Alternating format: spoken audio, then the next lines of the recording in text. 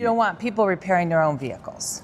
No, that's... If you want to fix your broken smartphone without voiding its warranty, you could have a problem. Everything's electronically monitored and controlled at this point. Today we're going to talk about something known as planned obsolescence. You know how that $1,000 cell phone slows to a crawl just before the new model is released? Or what about that TV that gives up the ghost just after the warranty expires? Or how about that $50,000 car that needs to go to the dealership just after you bought it for what should be a very simple fix? You ever feel like these products are designed that way? And this is the modern business model. And for a long time, a war has been waged against your right to actually own the things that you buy. It's a strategy that has slowly turned us from owners into renters of our very own things, pushing us to replace what we should and used to be able to repair. You'll own nothing and be happy. But there's a rebellion brewing. A real fight is happening in repair shops and in state legislatures across the country. And in this video, we're going to pull back the curtain on why you can't fix your own stuff anymore. And we're going to show you the growing movement of people fighting to get that right back. Ask not what your country can do for you. Ask what you can do for your country.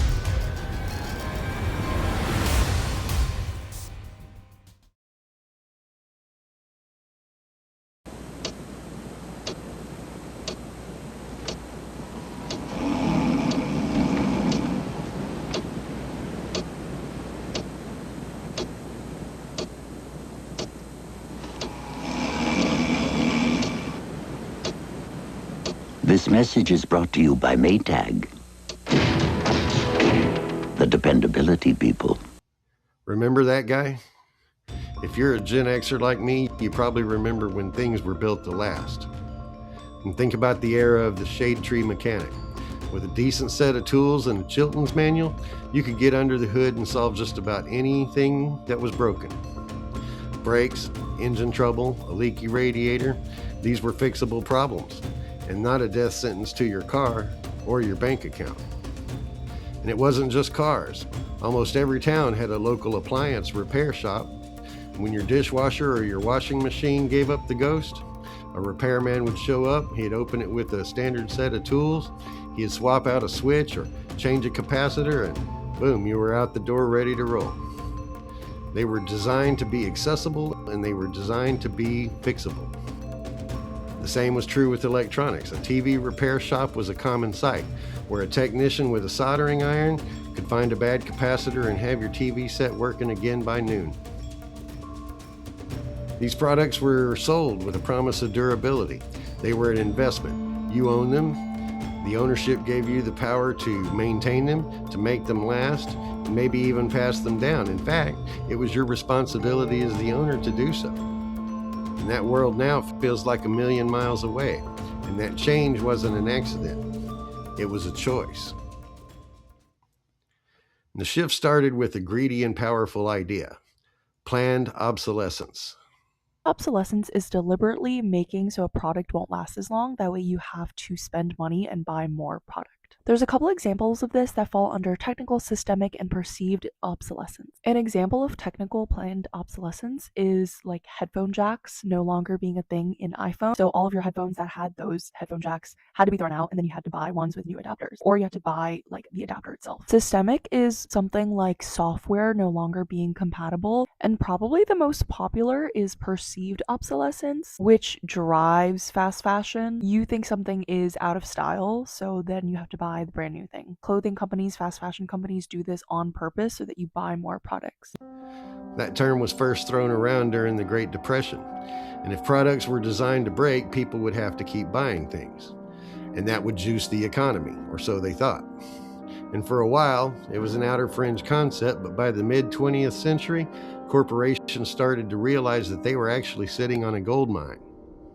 Your light bulbs were designed to die. Just look at this light bulb in California that has been burning for 125 years without ever going out. In 1924, the world's largest light bulb manufacturers formed the Phoebus Cartel. They decided to limit the lifespan of light bulbs to approximately 1,000 hours.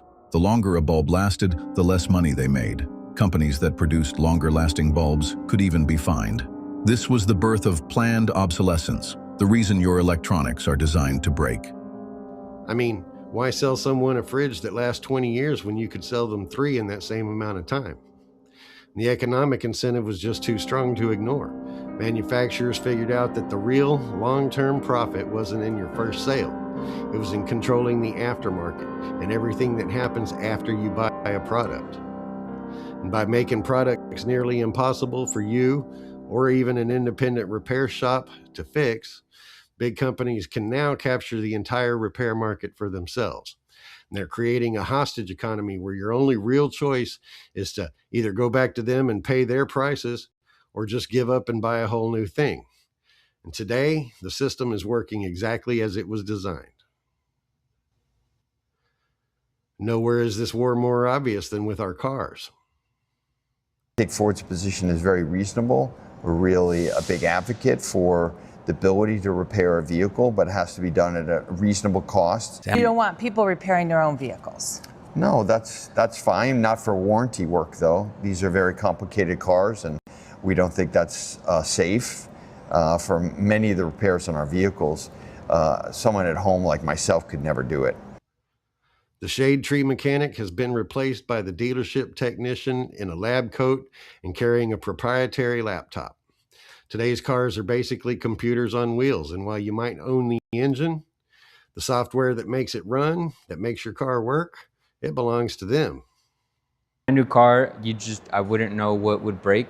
I would love a brand new car, but then I would be worried about just all the things that would fail of difference from what was older. Everything fails. And this is where it gets tricky. Some makers are using tactics like parts pairing, where a new part, even an identical one, won't work unless it's authorized by the manufacturer's special software. Did you know that a farmer can own a $200,000 tractor and still not be allowed to fix it? Here's what happened. John Deere quietly built software locks into their machines. A snapped sensor, a dead wire, a simple fix that used to take an afternoon now requires an authorized dealer visit. That visit can cost thousands of dollars and take weeks to schedule. Weeks. During planting season when every single day counts. Here's the part that hits different. Farmers own the land. They own the tractor, but they don't own the software running it. Legally, they're just licensing it. If you replace a sensor or a camera yourself, the car might just throw up error codes or disable features until you go to the dealership so that they can bless the new part. And you can see it in the costs. The total cost of just owning a new car is staggering. I mean, when you consider the average cost to own and operate a new car, including everything from fuel and maintenance all the way to depreciation and insurance, you're being charged for a premium technology that's actively working against you and against your pocketbook. And this strategy has crept into every corner of our homes. Modern smart appliances are a great example. Those slick digital screens, they're not just for show. They're often the primary point of failure. Studies have found that appliances with smart connected features can have significantly more problems than their simpler non-connected counterparts. The word smart on an appliance box adds an average of $340 to the purchase price. It also adds an average of 2.3 years to the failure timeline. According to Yale Appliance Service data covering 33,190 real repair calls, smart-enabled appliances fail at a rate 31% higher than their equivalent non-smart counterparts. When they break, manufacturers have a playbook to keep you from fixing them. First, they might use proprietary screws like the Penelope screws that Apple made famous that your standard toolkit can't open. It's a literal lockout. Second, some new repair laws are pushing for a 7-year parts availability cycle. But for many older products, once that support window closes, they're simply stop making the parts. That means a perfectly good dishwasher with one broken plastic piece is officially junk and on its way to the landfill. The world of electronics is even tougher. If you want to fix your broken smartphone without voiding its warranty, you could have a problem if you take it to an unauthorized repair shop.